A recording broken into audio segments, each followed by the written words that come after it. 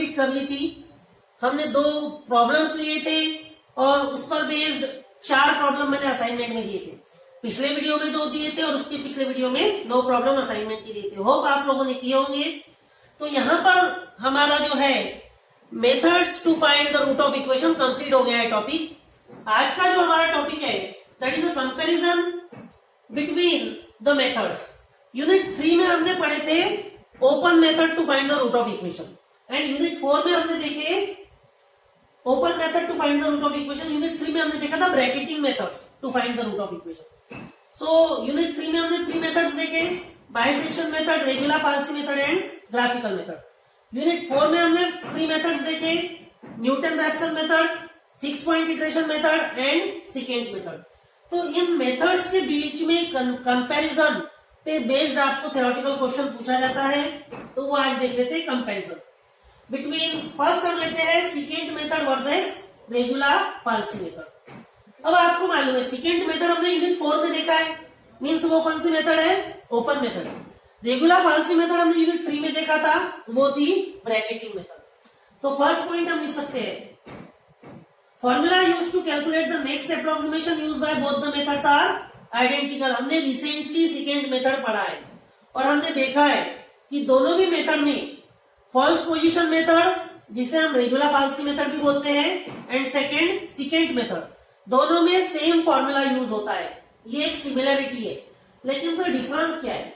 Both methods need to approximation roots to calculate new estimate of the root. दोनों भी equation में हमें 2 initial guesses लेने होते हैं, ये भी एक सिमिलरिटी है। In regular falsi method both approximate root has condition f of a into f of b less than 0, है ना, बट सेकेंड मेथड में ये कंडीशन नेसेसरी नहीं है।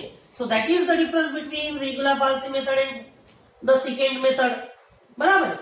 और क्या है रेगुलर फाल्सी मेथड? हम एक और पॉइंट लिख सकते हैं कि regular falsi method comes under bracketing method, whereas second method comes under open method. ठीक है, सो सेकेंड मेथड में कंडीशन जरूरी नहीं है, इसीलिए हम क्या करते हैं, हर बार नेक्स्ट अप्रोक्सीमेशन फाइंड आउट करने के लिए a की वैल्यू को b से रिप्लेस करते हैं और b की वैल्यू को x से रिप्लेस करते हैं। नेक्स्ट पॉइंट है इसमें, in second method next estimate xn+1 is use for next iteration and xn-1 is left out. xn-1 को हम छोड़ देते हैं। वहीं पर in case of regular falsi method sign of f of x will decide which previous approximation will be left out, a और b, है ना। यहां पर क्या होता है रेगुलर फाल्सी मेथड में, कौन सा छोड़ देना है, a छोड़ देना है या b छोड़ देना है, a को रिप्लेस करना है या b को रिप्लेस करना है, that is depend on sign of f of x। लेकिन इन सेकेंड मेथड हम क्या करते हैं, xn ले लेते हैं, xn-1 छोड़ देते हैं, मतलब हम b की वैल्यू ले लेते हैं, a की वैल्यू को छोड़ देते हैं, हर बार b की वैल्यू से कैरी फॉरवर्ड करते हैं। That is the difference. Regular falsi certainly converges in the closed interval ab, क्योंकि वो ब्रैकेटिंग मेथड है, but second method does not necessarily converges. Second method converge होंगी ही, we will come to the final root, ऐसा necessary नहीं है। So that is the difference between second method and regular falsi method. Second लेते हैं second versus Newton Raphson method.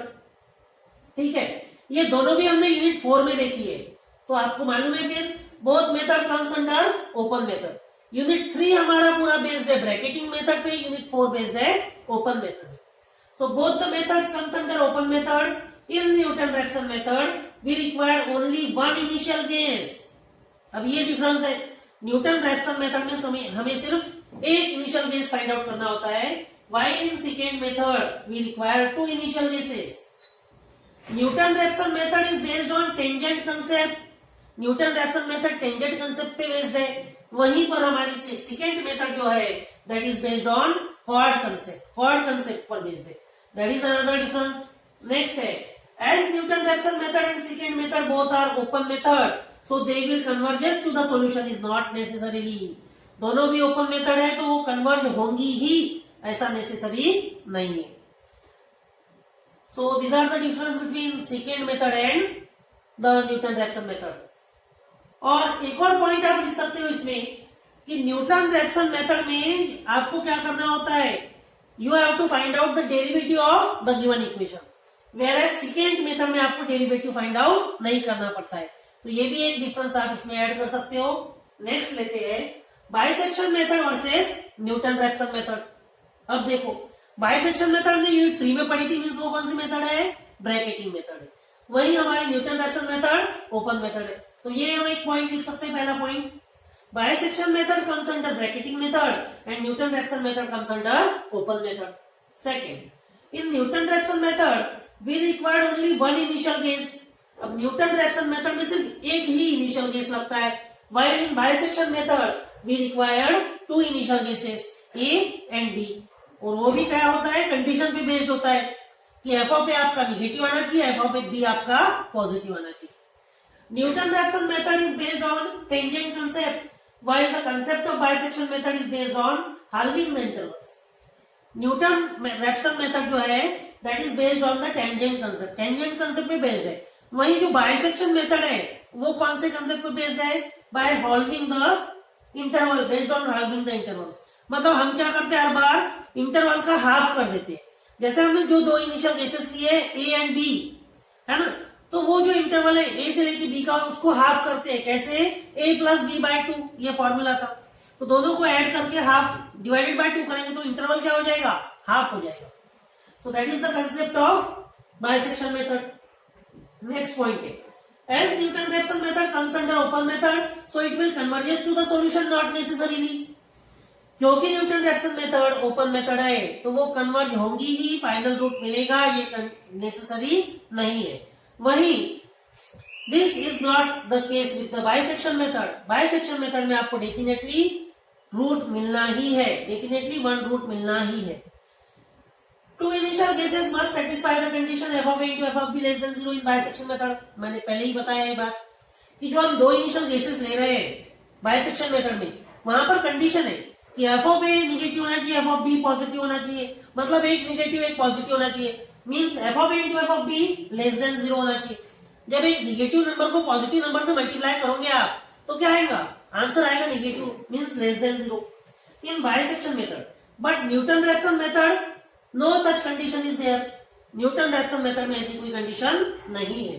फिर आप लिख सकते हो कि न्यूटन रैप्सन मेथड में आपको डेरिवेटिव फाइंड आउट करना होता है गिवन इक्वेशन का, बाइसेक्शन मेथड में वो कंडीशन नहीं होती है ना। सो that is one more point that you can add in the difference between the bisection method and the Newton Raphson method. So that is all about the topic open methods, और यहां पर हमारा unit 4 complete होता है। Thank you.